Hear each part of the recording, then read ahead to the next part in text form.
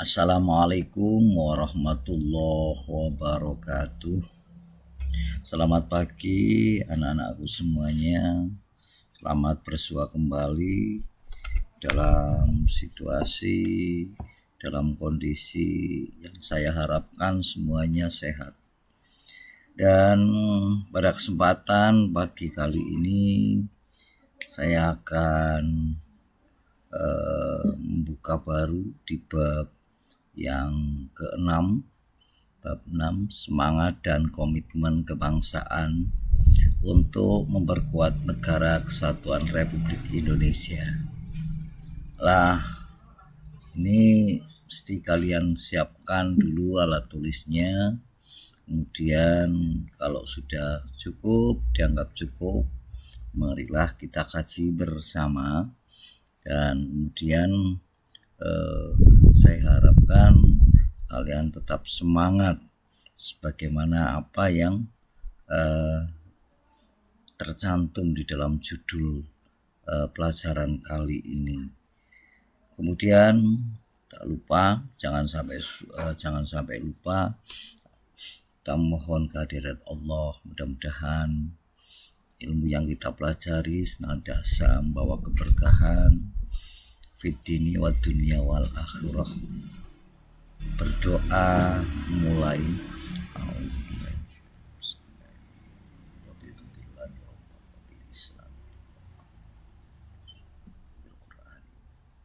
Rabbi zidni ilma warzuqni fahma. Amin. Baik, semangat dan komitmen kebangsaan untuk memperkuat negara kesatuan Republik Indonesia.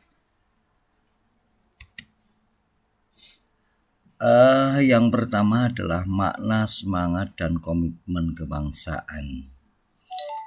Hakikat semangat dan komitmen kebangsaan di dalam Kamus Besar Bangsa Indonesia, semangat berarti kekuatan, kemauan atau gairah. Kalau dalam bahasa Arabnya adalah ghairah, gairah untuk beraktivitas, gairah untuk bekerja dan berjuang. Sedangkan komitmen sering kalian harus komit gitu ya. Komitmen menurut Kamus Besar Bahasa Indonesia berarti perjanjian untuk melakukan sesuatu serta tanggung jawab. Kata kebangsaan berarti ciri-ciri yang menandai golongan perihal bangsa, mengenai bangsa, kesadaran diri sebagai warga negara. Ini sangat urgen. Oleh karena itu, semangat dan komitmen kebangsaan dapat diartikan sebagai semangat berjuang untuk melakukan sesuatu yang berkaitan dengan bangsa ini ya. Semangat dan komitmen kebangsaan ini dapat ditumbuhkan dengan memupuk rasa dan sikap nasionalisme dan patriotisme. Ini sangat penting sekali. Boleh kalian catat bahwa nasionalisme adalah suatu paham atau ajaran untuk mencintai bangsa dan negara sendiri. Ajaran yang terkait dengan bagaimana agar kita itu selalu memupuk rasa cinta terhadap bangsanya sendiri. Jangan sampai seperti kita, apalagi di semangat ke-NU-an ya, di dalam ke-NU-an itu jelas NKRI harga mati. Ya, kita sudah kembangkan, kita gembor-gemborkan, tapi itu bukan hanya sebagai semboyan saja, namun kita dapat diupayakan untuk sedikit memberikan pembuktian, memberikan apa yang ada pada diri kita untuk kebaikan, untuk kejayaan, untuk pembangunan bangsa dan negara. Inilah nasionalis. Sehingga nasionalisme, saya ulang lagi, adalah suatu ajaran untuk mencintai bangsa dan negara sendiri. Sedangkan patriotisme adalah sikap seorang yang bersedia mengorbankan segala-galanya untuk kejayaan dan kemakmuran tanah airnya, serta semangat cinta tanah air. Nah, ini rela berkorban untuk bangsa dan negara ini dengan didasari rasa kecintaannya, sehingga kita rela berkorban memberikan yang terbaik untuk bangsa dan negara. Para siswa yang saya cintai, komitmen kebangsaan ini dapat ditunjukkan dengan sikap yang pertama adalah memiliki semangat persatuan.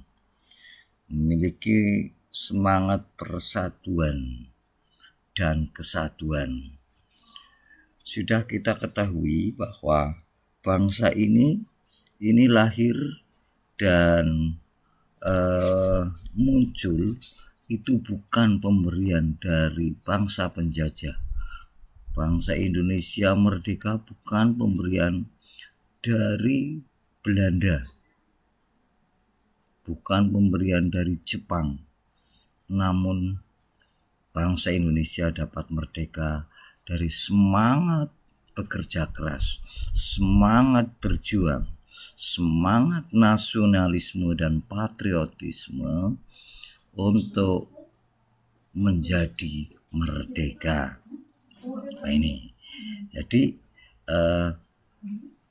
di sini yang pertama tadi adalah memiliki semangat persatuan dan kesatuan. Jelas bangsa Indonesia yang kita sudah tahu memiliki bermacam-macam berbagai suku, bangsa, ras, pulau dan sebagainya, itu dapat disatukan, dapat disatukan dalam Bhinneka Tunggal Ika. Nah, ini semuanya di antara satu ras, di antara satu agama dengan yang lain, tidak saling membenci, tidak saling menghardik, namun justru saling menghormati, saling menghargai, toleran, dan sebagainya. Kemudian yang kedua adalah memiliki semangat berjuang mempertahankan kemerdekaan. Perjuangan bangsa Indonesia itu setelah Indonesia merdeka, mesti kita harus berusaha untuk mempertahankan semaksimal mungkin. Upaya-upaya dari bangsa lain, upaya-upaya dari kelompok yang ingin memecah persatuan bangsa Indonesia ini selalu bertubi-tubi terus. Boleh kita lihat, yaitu ketika zaman Indonesia masih negara kerajaan, bangsa Belanda menerapkan politik divide et impera, memecah belah. Bagaimana agar kerajaan satu dengan kerajaan yang lain saling bertikai, saling bertempur, sehingga nanti ujung-ujungnya agar bangsa Indonesia lemah, dan kalau sudah lemah mudah dikuasai. Ini adalah trik mereka. Begitu juga untuk yang sekarang. Untuk sekarang juga kalian harus waspada betul. Munculnya HTI, FPI dan sebagainya ini adalah merupakan upaya-upaya mereka yang ingin menghancurkan bangsa Indonesia. Untuk itu kalian sebagai generasi muda yang mestinya memiliki kemampuan baik intelektual maupun kemampuan fisik, diharapkan memiliki semangat untuk berjuang mempertahankan kemerdekaan yang telah diwariskan dari para pendahulu kita. Ini. Kemudian yang ketiga di dalam kita bersikap untuk menunjukkan komitmen kebangsaan adalah mendukung dan aktif agar tercapai cita-cita bangsa Indonesia yang adil dan makmur ini. Sehingga kalian berusaha untuk yang pertama, kalian bisa memberikan dukungan kepada masyarakat, pada pemerintah yang ada di desa kalian, pada pokoknya semua lini lah. Bagaimana agar bangsa Indonesia itu dapat membangun. Jangan sebaliknya, mesti harus bisa mempertahankan stabilitas nasional, kemudian dengan kemampuan yang kalian miliki, dengan kesolehan kalian memberikan yang terbaik buat diawali dari keluarga kalian, kemudian masyarakat, kemudian berikan bangsa dan negara. Sekecil apapun bukan masalah, tapi yang paling penting adalah mau untuk berjuang mendukung terhadap terciptanya keadilan dan kemakmuran bangsa ini. Kemudian untuk yang ketiga adalah yang keempat, memiliki semangat berkorban demi kepentingan bangsa dan negara. Nah, ini tidak lain tidak bukan mau tidak mau, kalau kita sudah merasa cinta itu harus mampu. Bukti adanya cinta adalah mampu kita mau untuk mengorbankan segenap yang ada demi kepentingan yang dicintainya. Ya, seperti itu. Kalau bangsa ini, negara ini sedang membutuhkan apa, maka kita memberikan yang terbaik. Sebuah contoh dalam Indonesia untuk melangsungkan dalam bidang politik, di sana ada pemilu, ya, ada pemilu, maka tugas kalian adalah diantaranya adalah bagaimana agar pemilu dapat berjalan dengan lancar, masyarakat tidak dipenuhi dengan hoax, dengan fitnah-fitnah, itu dihindarkan sehingga masyarakat bisa berpikir secara jernih untuk memilih pemimpin yang ada. Di antaranya adalah seperti itu. Kemudian memiliki semangat berkorban demi kepentingan bangsa dan negara ini merupakan kewajiban bagi kita sebagai warga negara yang baik, yaitu warga negara yang mampu memberikan kontribusi, mampu untuk memberikan sumbangsih kepada bangsa dan negaranya. Jangan sampai kalian di tengah-tengah masyarakat hanya membuat keonaran, kemudian membuat kegaduhan dan sebagainya. Para siswa yang saya cintai, untuk yang kedua yaitu perkembangan periode semangat dan komitmen kebangsaan. Periode semangat dan komitmen ini dapat dilihat yang pertama, yaitu periode sebelum pergerakan nasional tahun 1908. Nah, pada periode ini pergerakan nasional sudah ada, belum ada. Pergerakan sudah ada, perlawanan itu banyak, namun itu dilakukan secara tradisional, dilakukan secara kesukuan, dilakukan secara kedaerahan. Nah, ini perjuangan-perjuangan yang membedakan antara pergerakan nasional sebelum tahun 1908 dan setelahnya. Di sisi lain, periode sebelum pergerakan nasional 1908 ini ditandai, buktinya adalah dengan pertama, masih bertumpu pada salah satu pemimpin, sehingga perjuangan itu kalau pemimpinnya sudah tidak ada, sudah ketangkep, maka perjuangannya jadi loyo.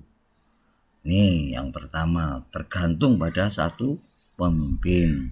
Kemudian yang kedua, tidak memiliki platform yang jelas, tidak memiliki keorganisasian yang jelas, sehingga hak dan kewajiban, tugas yang harus diembannya itu campur aduk. Nah, ini yang menyebabkan perjuangan sebelum pergerakan nasional itu banyak mengalami kegagalan. Nih, kemudian yang kedua, yaitu pada periode pergerakan nasional. Pada periode ini,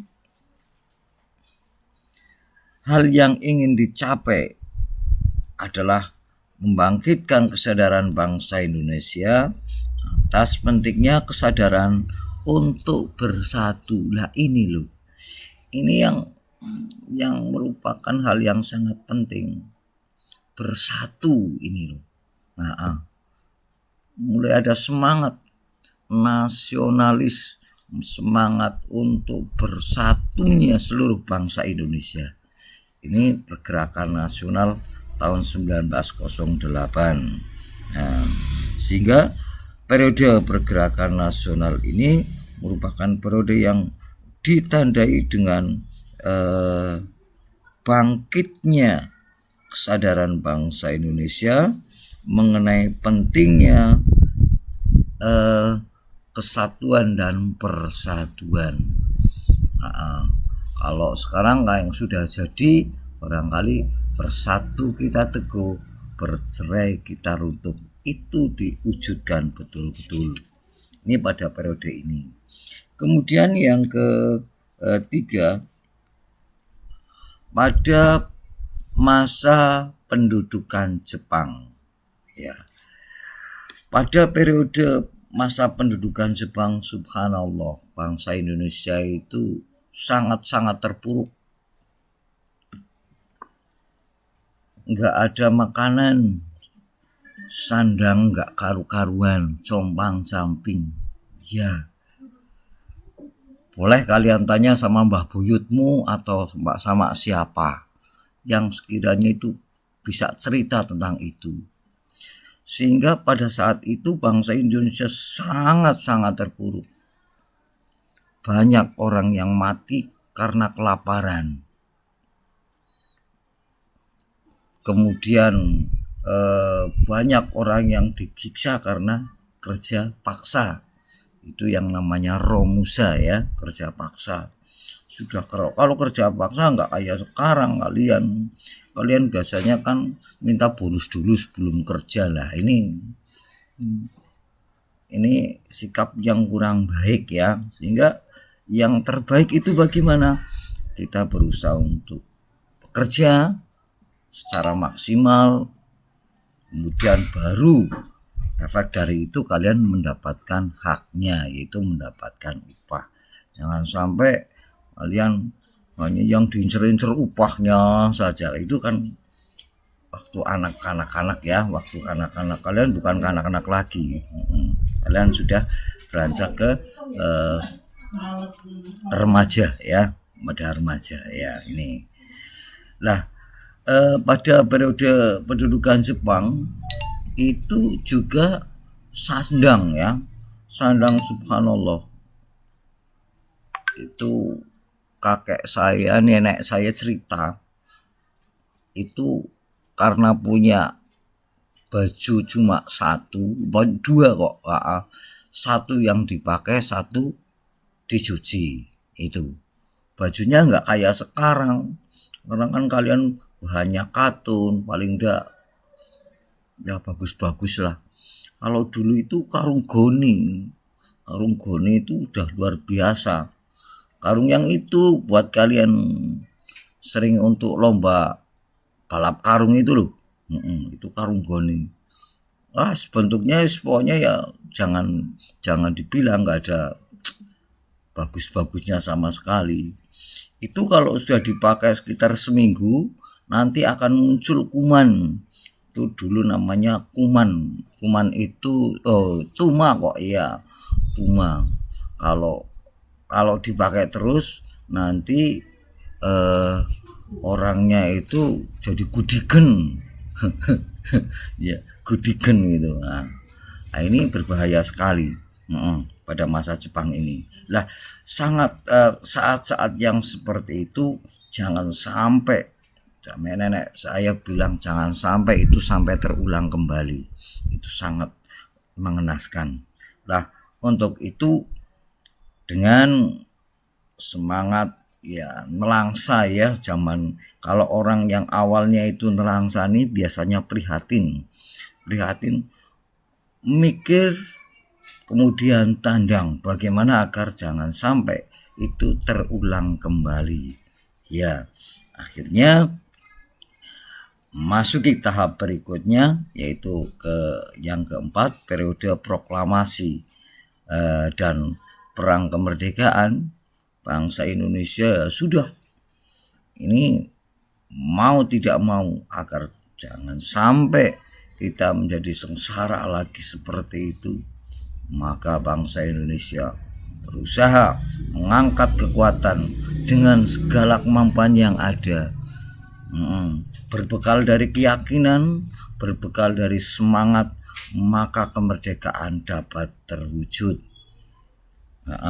Kenapa saya bilang seperti itu? Karena secara umumnya tidak mungkin akan menang, Karena apa? Karena mereka sudah pakai senjata otomatis, sedangkan kita pakai bambu yang dilancipi, bambu runcing itu untuk perang. Nah, disinilah ya. Ini kalau secara fisik adalah semangat dan fisiknya, namun secara batiniah ini bangsa Indonesia ini yang sangat luar biasa di sini. Bukan hanya berjuang secara fisik, namun secara kebatinan. Sehingga pada saat itu mbah saya cerita itu untuk agar bambu runcing itu akan memiliki kekuatan yang hebat, maka dimintakan doa, dimintakan raja dulu itu ke daerah Jepara, Jepara tempatnya Ibu R.A. Kartini itu di sana. Di sana ada Mbah Ki Muhsin, kemudian yang membawa para pemuda diangkut pakai kereta api, yang kereta apinya nggak kayak sekarang. Kereta apinya dulu itu pakai bahan bakarnya pakai suluh, pakai kayu, sehingga kalau di tengah jalan pun bisa di stop, nggak mesti di stasiun kayak gitu. Dulu ceritanya seperti itu. Nah, setelah pulang dari sana, setelah mendapatkan ijazah, setelah mendapatkan sembur dari Mbah Kiai, semangat luar biasa. Ya, ini peran para ulama, para wali pada saat itu sangat luar biasa. Oleh karenanya, dengan didorong seperti itu, harapannya nanti juga berefek ketika kita sudah merdeka. Kita tidak menaruh kesombongan, kita tidak menaruh untuk foya-foya, ya. Ini tidak foya-foya, tapi justru sebaliknya, kita manfaatkan semaksimal mungkin agar untuk menutupi kebutuhan baik primer, sekunder ataupun tersier. Ini kemudian dalam proklamasi ini, dalam masa proklamasi ini sudah tidak mengenal entah itu kaya atau miskin, entah gagah atau enggak, semuanya berjuang, semua bersatu, semua ingin bagaimana agar bangsa Indonesia ini bisa merubah kehidupan dari terjajah menjadi merdeka. Akhirnya betul terwujud. Nah, oleh karenanya masuki tahap yang kelima ini, yaitu periode mengisi kemerdekaan. Setelah ini lahir ada, maka bangsa Indonesia kita isi dengan niatan yang baik, ya, semaksimal mungkin. Buang rasa iri dengki, buang rasa tamak dan sebagainya. Semuanya kita curahkan untuk bangsa ini, untuk mengisi kemerdekaan, agar tujuannya tidak lain tidak bukan mendapatkan keridhaan dari Allah Subhanahu wa Ta'ala. Para siswa yang saya banggakan, demikian yang dapat saya sampaikan. Harapan saya kalian bisa memetik dari pelajaran ini sebagai tonggak, sebagai sebagai ilmu pengetahuan yang nanti kita akan mendapatkan keberkahan. Terima kasih atas perhatian dan mohon maaf atas segala kurangan. Wallahul muwaffiq ila aqwamit thoriq. Wassalamualaikum warahmatullahi wabarakatuh.